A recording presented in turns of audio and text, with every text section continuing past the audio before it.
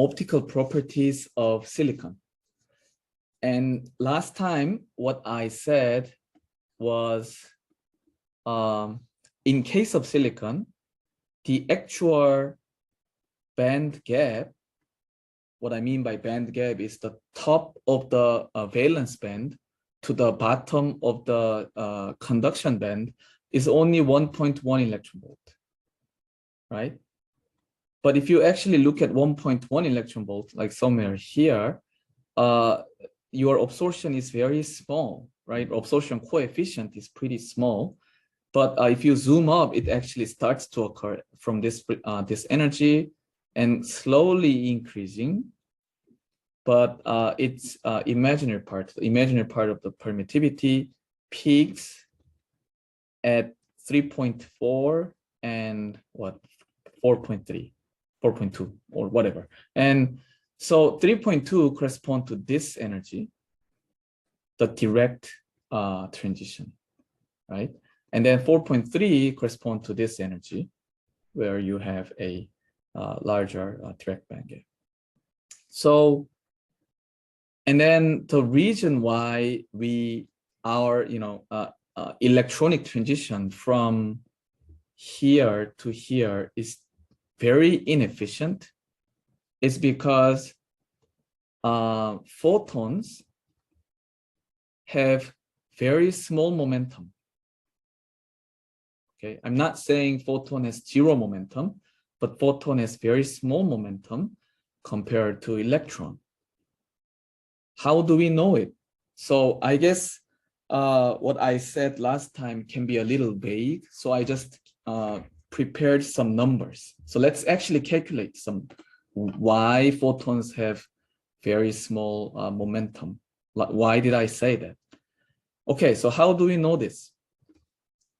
First of all, here, this axis in electronic band structure is momentum axis, or K, the wave vector, okay? And then electron wave vector, of course, has the similar order of inverse of its lattice constant. I guess you're familiar with this concept. I'm not sure. Like, how many of you are familiar with the concept of electronic band structure? Can you raise your hand? Electronic band structure, right? And then electronic band structure, if you draw electronic band structure in this dispersion relation, your K vector is an inverse of lattice constant. How many of you are familiar with this? Inverse lattice constant is the K vector. Okay, well, it seems like not many of you are familiar with this concept. Okay, well then you just accept it. This electronic band structure arises from the fact that your atoms are periodically spaced. Okay, and then they form a crystal structure, and then the period of this unicell is called lattice constant. Okay, this lattice constant is basically similar to atomic spacing between like each silicon atoms. Okay, and then you basically Fourier transform it into K space instead of real space. You get the energy band diagram. So if you calculate in this way, and then thinking about the lattice constant of silicon, which is 5 angstrom, which is 5 times 10 to the 10 to the minus 10 meters, right? And then if you calculate this K, 2 pi is about 5, right? It's actually 6, but you can see it's 5. And then A is also 5 times 10 to the minus 10 meters. So this becomes 10 to the 10 meters, right? Easy to calculate. So K is about 10 to the 10 meter. And then momentum, not sure whether you're familiar with the concept of de Broglie wave, but even though you are not familiar, you can just accept that momentum of de Broglie wave can be written as h bar k. And h bar is a Planck constant. And then because we have a k or wave vector of electron, then 10 to the 10 is h bar is h bar is 10 to the minus 34 in SI unit. Okay, I guess it's joule second or something. And then K is 10 to the 10. So momentum here is about 10 to the minus 24 kilogram meter per second. Okay, so this is the momentum that is associated with this scale, right? 10 to the minus 24 in SI unit. And now thinking about and then we can, by the way, we can obtain the same momentum in other way, but anyway, this is the momentum required. And then let's think about a photon. Photon energy is like 1 electron volt of photon energy correspond to 1.6 times 10 to the minus 19 joules. Okay, and then momentum of a photon is energy divided by the speed of light. Okay, then 1.6 times 10 to the 19 divided by 3 times 10 to the 8, right? Meters per second. And this gives you what, like 10 to the minus 27, 0.5, right? 0.5 times 10 to the minus 27, or 5 times 10 to the minus 28. Okay, so there is 3 orders of magnitude difference. So if you actually draw the photon in this diagram, if your photon have energy of 1 electron volt, then its momentum can be 3 orders of magnitude smaller than this gap, right? So it's, it's just a straight line above, no matter how photon is oriented, right? So just with photons, you can never achieve this much of a momentum. And even though this is not a correct way, but if you want to know the order of magnitude of electron momentum, there's another way. So let's say your electron has 1 electron volt kinetic energy. Then everyone knows that E equals 1/2 mv squared, right? It's a kinetic energy. And then momentum is mv. So E equals p squared divided by 2m. So this way you can roughly estimate the electron momentum, so that P is square root of 2m E. And then E again is 1 electron volt. So E is 1.6 times 10 to the minus 19 joule. M, which is electron mass, is 9 times 10 to the minus 31 kilogram. Okay. And then here's 2. So if you calculate what's inside is 2 times 1.6 times 9 times 10 to the minus 50. So if you take square root of it, what you get is 10 to the minus 25 out. And then this is about 2, 3, 10, square root of 30, right? And square root of 30 is about 5. So 5 times 10 to the minus 25. And if you compare this number with this number, they are basically the same, right? 10 to the minus 24 is same as 5 times 10 to the minus 25 in terms of order of magnitude. So what I wanted to say is that for the same energy, electrons tends to have much higher momentum compared to photon, or photon has much lower momentum compared to electrons.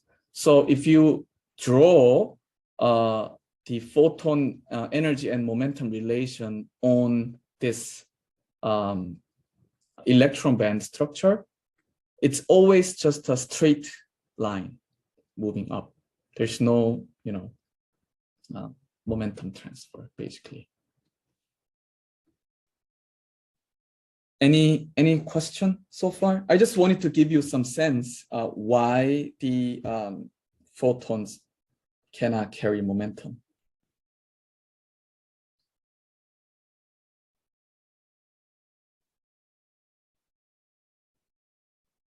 There's no question.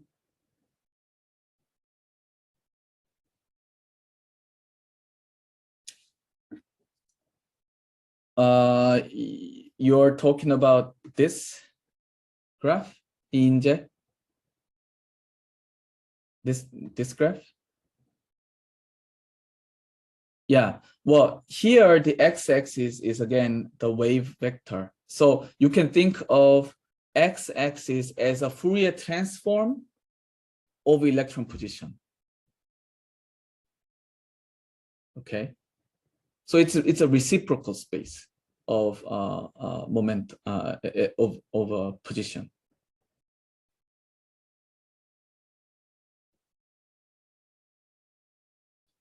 Jeongmyeong-gun asks, can we know how much momentum do we required in order to is required in order to do a indirect transfer? Yes, because we know the lattice constant, so that we know what's the spacing between here to there in K space, right? And then we transform that spacing into a momentum, and then we also what we did is we also calculated the momentum of a photon and show that momentum of a photon is about 1,000 times smaller than this. Yeah, just by looking at this, there's no way that you could identify how much momentum is needed. But if you know the lattice constant, then now you can know how much of a scale this is associated with. That's a good question. So for some of you, I guess the concept of band diagram is not too much clear, because I guess you are not familiar with this concept. This is pretty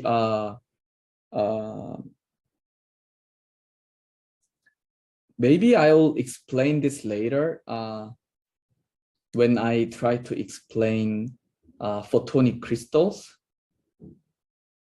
But for now, it's gonna take like too much time to explain, from electronic band structure. So you just accept it. You can somehow think that if we know the lattice constant, then we can transform it into a K space, the momentum space, and then momentum space spacing is also determined. I think for now you just need to just accept. Okay, even though you don't understand. 교수님, 근데 혹시 그 음성으로 질문해도 될까요? Sure. 저 근데 이게 아까 레티스 그거, 그러니까 스파셜이랑 레티스 그거를 프리 트랜스폼 한 거면, 만약에 레티스의 그 스페셜 프리퀀시가 하나면은 저기 싱글 피크가 있을 텐데, 지금 여러, 그러니까 되게 연속적인 값이 있는 거면 지금 아까 저희가 계산한 그 레티스 컨스턴스를 역수치한 그 값이 지금 저 그래프상에서 정확히 뭐를 나타내는 건지 제가 좀 So 헷갈려서. this is an interesting question, but just a long story short, this is not just so what you are looking at here is the electronic energy state, right? Not the Fourier transformed position. So if this is just a Fourier transformed position of an atomic site, then of course there might be just one peak, right, at a specific k vector. But this is different one. So you shouldn't interpret it this in that way. But what I wanted to say is that you can at least know the scale of this is associated with 2 pi over a. Why? Because that's the size of a Brillouin zone. And I guess you're also not familiar with the term Brillouin zone, right? Because the Brillouin zone is, in order to explain that, you need to know how the band structure is calculated. So I'll try to explain it later when we explain photonic crystal. So photonic crystal actually is pretty similar to atomic crystal, but what it is that instead of having actual atoms periodically spaced, we make optical structures periodically spaced. And then the spacing between optical structure, of course, is much larger than the atomic spacing. It's about like, few hundred nanometers. But still, by doing this, we can make photons have a specific band structure, photonic band structure, not the electronic band structure. So by understanding that, you can also probably get some hint how the electronic band structure can be obtained. Okay. 감사합니다. Okay, so let me show you like 2 different examples of semiconductors. So probably you're familiar with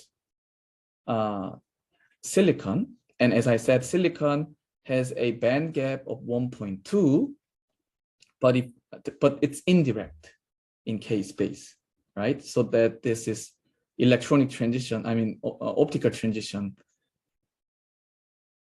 is not allowed. So you need four nons to take into play. And here, gallium arsenide has direct band gap in K space, which means it has a large absorption at the onset of a optical electronic transition. So here's the comparison. And this shows the absorption coefficient of silicon and gallium arsenide. And as you can see here, in case of silicon, at the energy band gap, the absorption coefficient is not abruptly increases, but it just starts to appear, right? It's very inefficient process. And then like if you go further and further, still its absorption is very small. And if you look at the gallium arsenide, it's very different. Gallium arsenide has immediate jump of an absorption because it has direct band gap. So absorption immediately occurs at the band gap frequencies. And then some of you may question, okay, then why we have not a step function, but some slope, right? Even though slope is a little very sharp, it's not 90 degrees. But the reason is we need to take into account like thermal broadening and all these other effects. So it can never be like 90-degree angle. Okay, so another thing that I would like to mention here too is that in case of semiconductor, there's an interesting phenomena occurs as you make your system cooler and cooler. So gallium arsenide here, if you measure this at room temperature, looks like this. Its absorption coefficient looks like this. But as you make your temperature lower and lower, what happens is that you start to see some abnormal peak right at the onset of the absorption.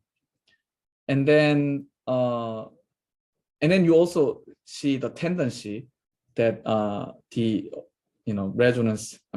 absorption onset becomes blue shift, right? It goes to higher and higher energy. And this band gap, this is not band gap narrowing, it's band gap broadening. But anyway, this general trend is due to the electron phonon interaction. And I don't think we need to discuss about this in this lecture, because it's kind of too complicated. And but this peaks is what is called excitonic absorption. Okay, the formation of exciton. And what is the exciton? Exciton is this, like if you have a conduction, the electron hole pair in a semiconductor, this electron hole pair can form what is called exciton. So it's, this exciton has a bound state. Okay, so they are just mutually bound with each other.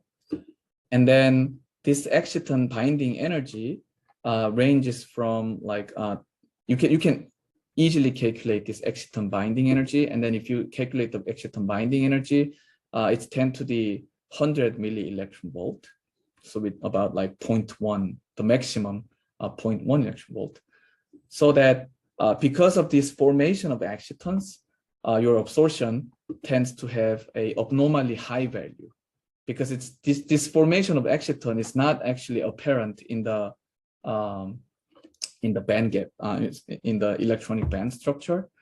And the size of an exciton is about like 5 to 50 nanometers, so that it's much larger than the lattice constant. Okay, so yeah, that's what it is. If there's no question, I don't want to go too much into this topic, because I think this is too much condensed matter physics. But I just wanted to give you some general seeing how a material behaves, if there's an incident photon. So the formation of exciton can make this abnormal peak. And okay, so it seems like peak position is also wrong. But anyway, I'll modify the slides a little bit. And that's what it is. So that's special things about the semiconductor. So would there be any question?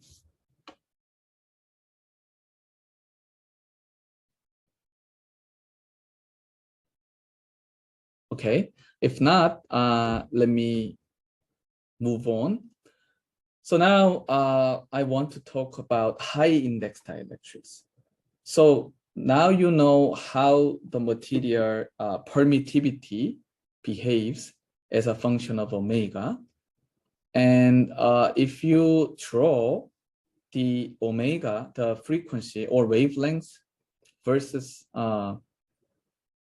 refractive index, the refractive index of a material varies a lot, and it ranges from about like 1 point something to 10.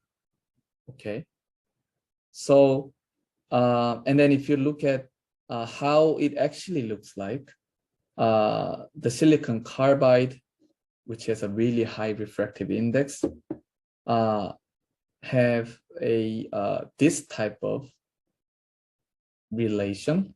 And then now you probably notice what's going on here, right? So the fact that silicon carbide has extremely high index here at this point is because if you draw a imaginary part of epsilon, it has something like this. It should have this form, right? So that because of this resonance, the rear part of the permittivity is peaked at this position and then going down in this form. And this resonance is associated from silicon carbide atomic vibration, lattice vibration, okay? So in case of silicon carbide, even though we can obtain refractive index at that is very, very high, we cannot have this index at like broad frequency range, but only at a region where we have very high dispersion, right? And here, the silicon and germanium and gallium antimonides, all these things also shows a large index, and at the peak, it basically shows a even larger index. Okay, so from this, you have some hint that, oh, there might be some upper limit of the index of a material, right? So it is a valid question that how high a index of a material could be, right? So to answer that question, this guy, the Professor Owen Miller group at Yale University recently wrote a paper, and the first author, this Mr. Shim, is Korean actually, and I read this paper, very pleasantly. This one is very well written. So the idea of this paper is to identify the fundamental limit of optical index, how high it can be. And then here Kramer's chronic relation appears, because Kramer's chronic relations basically gives you one constraint, that real part and imaginary part of the permittivity are related, right? So that's important constraint. But that alone, Kramer's chronic relation alone, doesn't give you any upper bound of optical index. So that we need another constraint, which is called F-sum rule. I don't want to explain in detail what this is, but what it is basically, if you integrate the imaginary part of the permittivity multiplied by omega, then it has to be this, okay? And this is all these numbers are basically the fundamental properties of material. Ne is the electron density, Me is electron mass, and then omega p is just defined from these numbers. It's called plasma frequency. So this too, you see there is an imaginary chi, and here also you have imaginary chi, right? So these two combined, you can set some limit to real chi, right? So you just manipulate the equation and then see this. This is not, I just took, this paper has so many figures, but I just took two of them. Here, what's on the left is figure of merit versus the frequency. And then figure of merit is defined like this. This is pretty difficult to read. Index divided by electron density multiplied by dn d omega, which is the slope, the dispersion, the slope of the index as a function of frequency. and then yeah, and so this value supposed to be supposed to have a linear relation. I'm not sure it's linear, but anyway, it should have some relation with omega, so that this gives you an upper bound. Okay, and then depending on the electron density of a material and how large your dispersion is, how large your slope is, its index upper bound is determined. And you can see all existing materials: magnesium fluoride, silicon nitride, alumina, calcium fluoride, all these materials follows and under the upper bound. And if you draw this in a more easy to read form, you draw refractive index as a function of chromatic dispersion, d and d lambda. Again, the slope of an index.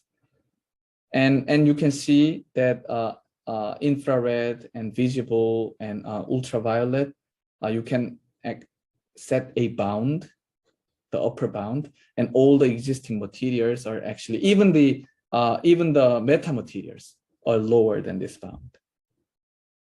Okay. So so what we can say is that once we know the chromatic dispersion, or the d and d omega, and then the electron density of a material, then we can set the upper bound of a index associated with it. And another thing we also do know is that the high index always comes with high dispersion. That's another lesson that we can get. So if you're more interested in this, I recommend you to read this article. So is there any question so far?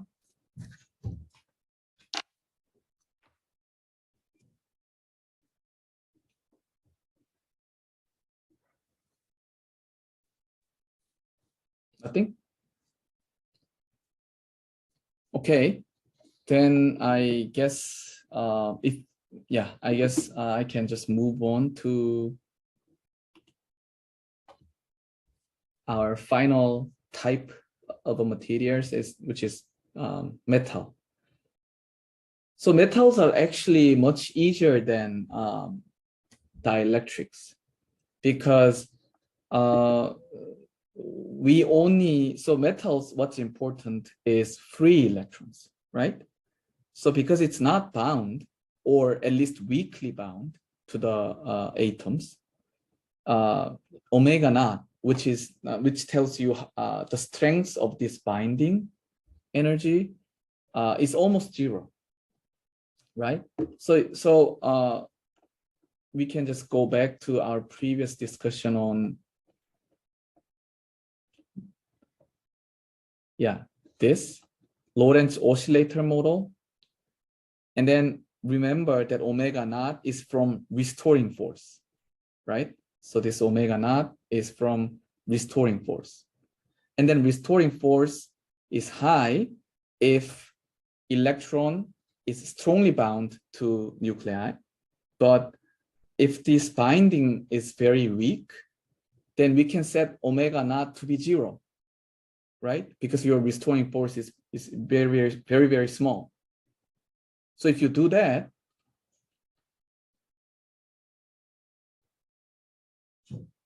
then we can get basic formula for metal, right? So metals, again, is made of free electrons, and because of that, we can set omega naught to be zero. Then it reduces to extremely simple form, and this is called Drude model. And then if we define omega p as this, and again, this is called plasma frequency. Then we can write the real part and imaginary part of the permittivity like this.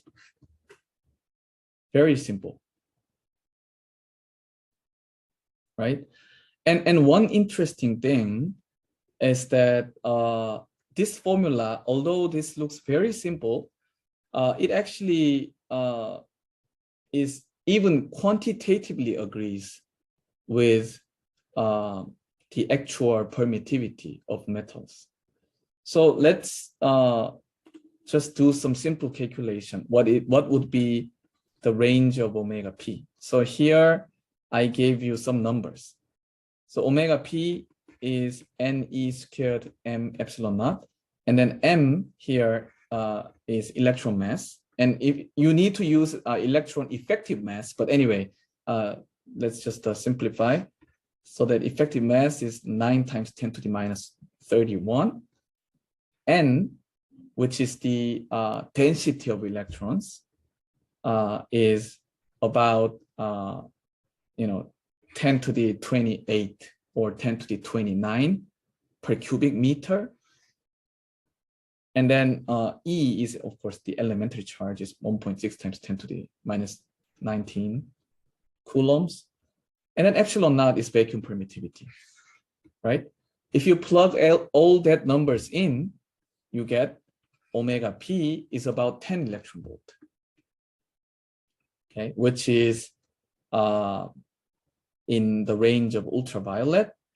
And so if you look at the typical gamma, the absorption scattering rate, it's much smaller than omega p, so that you can say that omega is much larger than gamma for most of the metals. And just to give you some sense, what's the how to convert electron volt to the wavelengths and frequencies, you can remember that 500 nanometer lambda is 2.5 electron volt. Okay, I'm just using this my kind of anchoring point. I memorize that 500 nanometer is 2.5 electron volt. Okay, that means 10 electron volt is what, like 125 nanometer in terms of wavelengths. And then 500 nanometer is about green. So like green light is 2.5 electron volt. Just a unit conversion, but this is easy number to memorize. Okay, so now you know the Drude model, and I didn't actually I didn't actually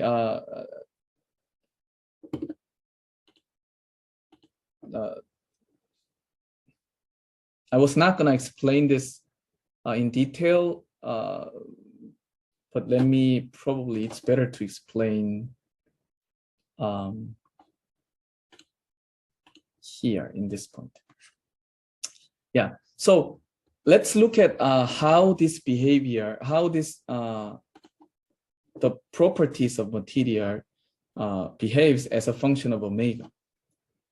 And this regime, where omega is much larger than gamma. So gamma was about 0.4 electron volts, right? And actually in this regime, we don't, so it's very low omega. And then we actually don't care too much about this energy. It is frequency. But anyway, in this regime, metals can be absorptive. But what's important is these two. So gamma, as I said, the loss or scattering rate is much smaller than omega p. And then if omega is smaller than omega p, but much larger than gamma, then if you compare epsilon 1 and epsilon 2, so let's look at epsilon 1 and epsilon 2 in this regime. So omega p is larger than omega, much larger than gamma. Then here, this thing is 1 minus omega p omega squared, right? And because omega is smaller than omega p, so this term is larger than 1, so that this is smaller than 0. right? And then if you look at this, because omega is much, much larger than gamma, and then omega and omega p have similar number, similar magnitude, so that epsilon 2 is very, very small, right? So imaginary part of an epsilon is small, whereas real part of an epsilon is negative. And then in this regime, we know that materials are reflective, right? Real part of an epsilon, negative, imaginary part of an epsilon, small. In this case, material becomes very, very absorptive. And then, I'm sorry, material becomes very, very, very reflective. And that explains why metals are shiny. Okay, so let's think about omega p, which is 10 electron volt, ultraviolet. So this omega range is basically spanning a visible spectrum. So visible spectrum is from like 1.5 electron volt to like 3.5 electron volt. So in this regime, omega is smaller than omega p, but still much, much larger than gamma. And in this, and then throughout this regime, metals are reflective. And because metals are reflective, they are shiny.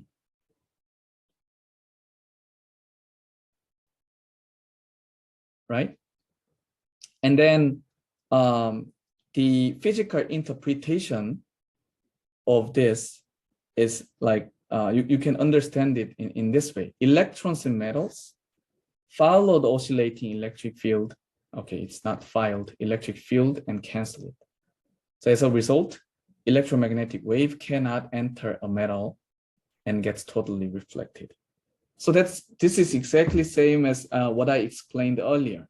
So in this case, electrons are not bound, and it can just easily cancel out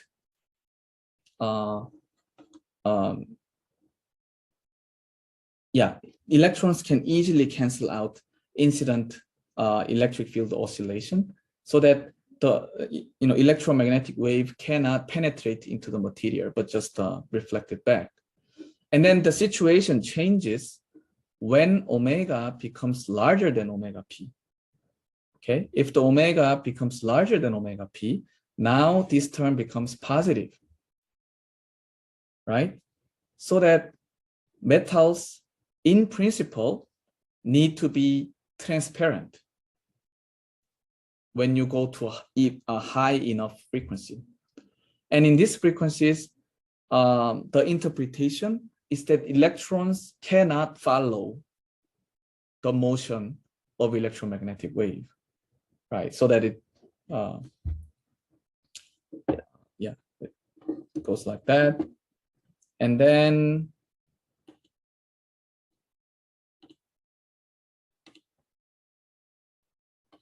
this is a simple permittivity spectrum.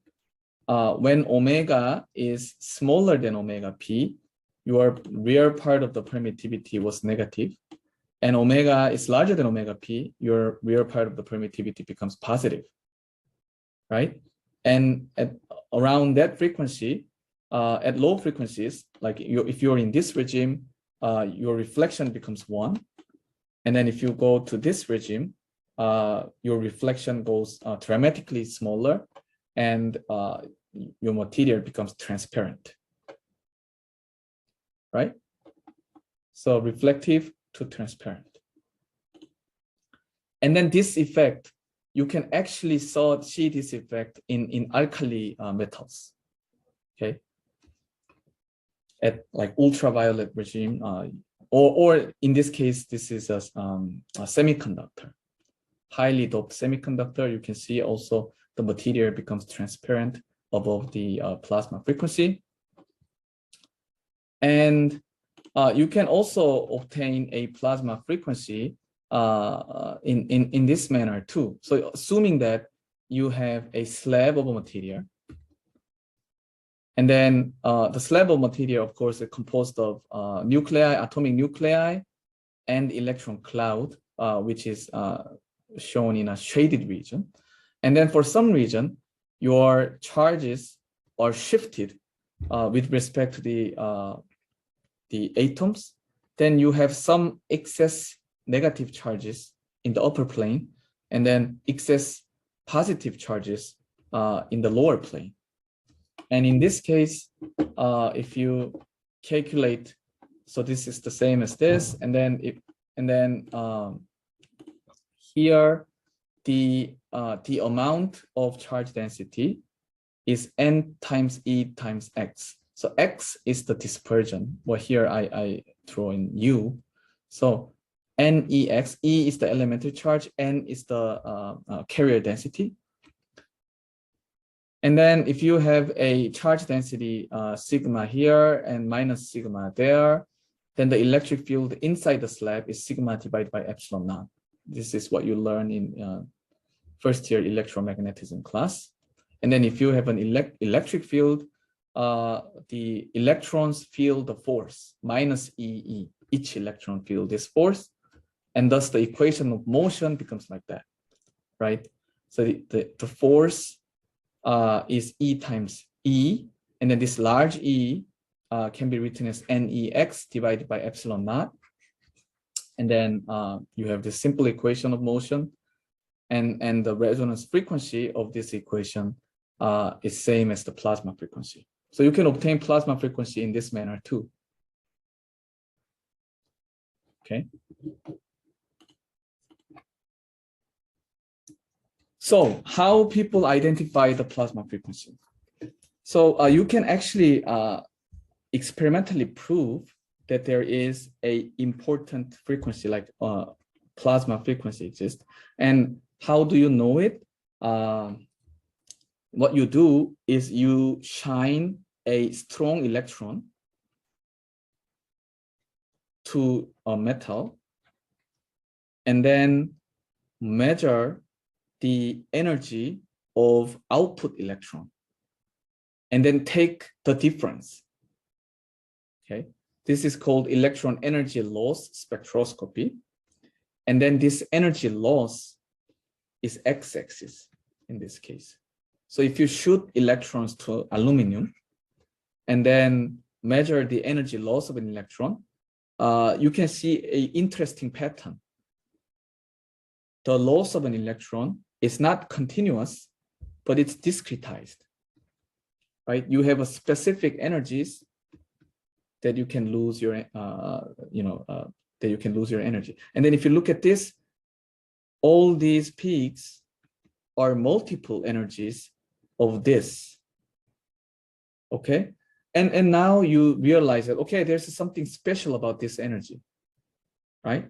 And that energy is associated with plasmon energy, okay? Plasma frequency, omega p, h bar omega p, okay? And then, so what's happening is that electron comes in, and then that electron excites plasmon, and then escape the structure.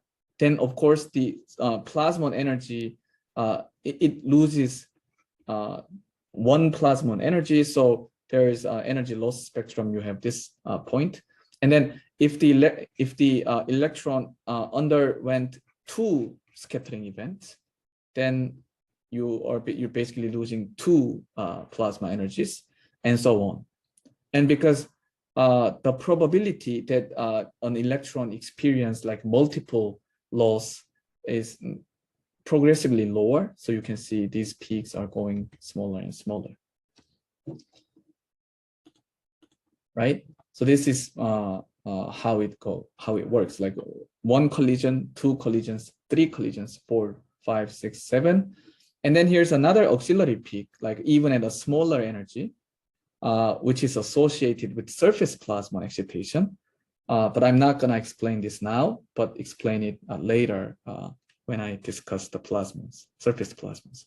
For now, we are just talking about bulk plasmons, and the bulk plasmons can be, observed, detected in this way, in electron energy loss spectroscopy. right? Oh, and another thing I wanted to say was that bulk plasmons cannot be detected in optical measurement. The reason is, if you look at the bulk plasmon, the motion of oscillation and the electric field direction are the same, whereas light have propagation direction and electric field oscillation perpendicular, right? So this is called transverse wave, and this is longitudinal wave. And then because light is transverse wave, it cannot excite this longitudinal oscillation. So that we could observe, we could measure this in electron energy loss spectroscopy. Okay, and final touch to the equation is that previously I said it's 1 minus this, the permittivity is 1 minus this relation. But in fact, you can, this 1 should need to be changed to some other number, which is called epsilon infinity. And this epsilon infinity takes into account the response of bound electrons. So if you look at it, even though metals have free electrons, metals also have like bound electrons, right? The atoms have many orbitals, and then only the outermost shells can act as a free electron, so that what's inside is actually is bound to the atoms. So this bound electron resonance or bound electron response can be summarized into this number, simple number, epsilon infinity. So this is a general form of a Drude formula. And now finally, I want to show you a real world example, gold and silver. And if you look at the gold and silver, this is energy and this is momentum again, the energy and momentum. You can see, unlike semiconductors or insulators, there's no band gap, right? So band is connected at zero energy. Here too, band is connected. So there's no conduction, valence band and conduction band separation here. It's, you always have these conduction electrons. And another thing that you can notice is that in case of gold, here the band gap, it's not a band gap. If you think about a minimum interband transition energy, here this is about the minimum. This is about 2 point something or around 3. And then silver, it's slightly larger. It's about 4. Okay. So if you draw the real part of the permittivity and imaginary part of the permittivity of the gold and silver, it actually looks like this red dots. Okay. And then this black curve is Drude formula, Drude curve. And you can see that for silver and gold, through the equation explains the permittivity of these materials extremely well, right? You can see they're almost exactly matched. Here also, here too, right? And then you also realize that above these frequencies, it doesn't match at all. So one thing that I want to note first is that in most applications, in most optical device design, we only care about visible frequencies. So even though it's, the Drude model doesn't match well with the experimental data in high energy in UV, people typically, we don't need to actually care too much. So that's one thing. But we need to know why they are different in the UV. And that is because due to the interband transition, right? And as I said, if you look at the energy band diagram, gold starts to have interband transition from around 3 electron volt. And then silver has interband transition from about 4 electron volt. So that around that energy, the loss, the imaginary part of permittivity increases a lot due to this interband transition. And then because of this, real part is also perturbed, right? And then this interband transition was not taken into account in our Drude model, because we just care about the free electrons, right? Not the interband transitions. So this is kind of reasonable. But like if you are far from interband region, then Drude model it describes the permittivity of silver and gold very well. So one thing that is that I also want to note here is that because of this interband transition, even in the UV, gold and silver are not transparent, right? You probably remember that I said if omega is larger than omega p, so this is omega p, metals become transparent because epsilon becomes positive and imaginary part of an epsilon is still small. And that assumption is only valid for alkali metals, but not for noble metals like gold and silver, because here you have interband transitions. So these metals can never be transparent, okay? But it just becomes absorptive. So that's another thing I want to say. Right, and this is the final slide of this this lecture note, and this slide show list all known plasmonic materials as a function of important figures of merits. So here, this axis is the most important. It's called carrier concentration. And if you remember, omega p is proportional to n, right? The carrier concentration. I'm not sure whether it was square root of n or just n, but anyway, omega p is proportional to carrier density.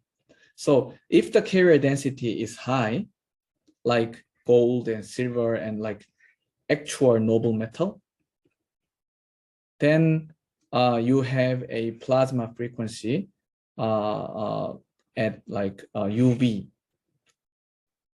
right? And then there are other options actually, not like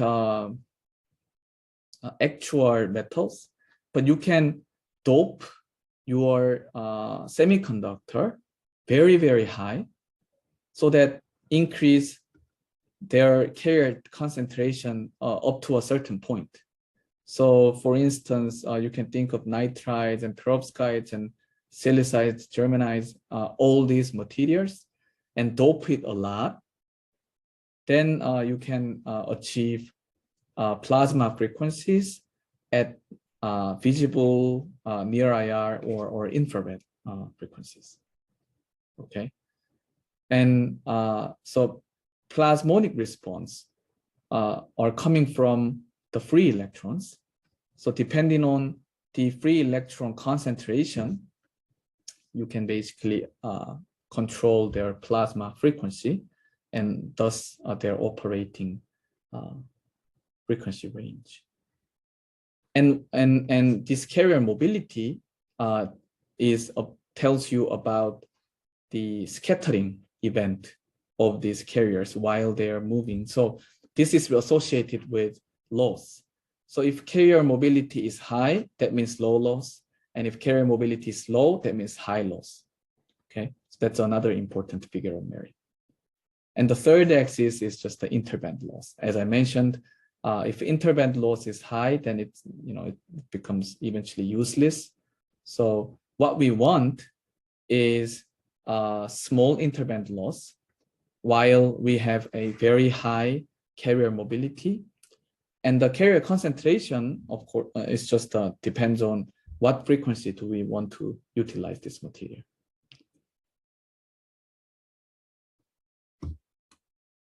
Okay, so this is all I prepared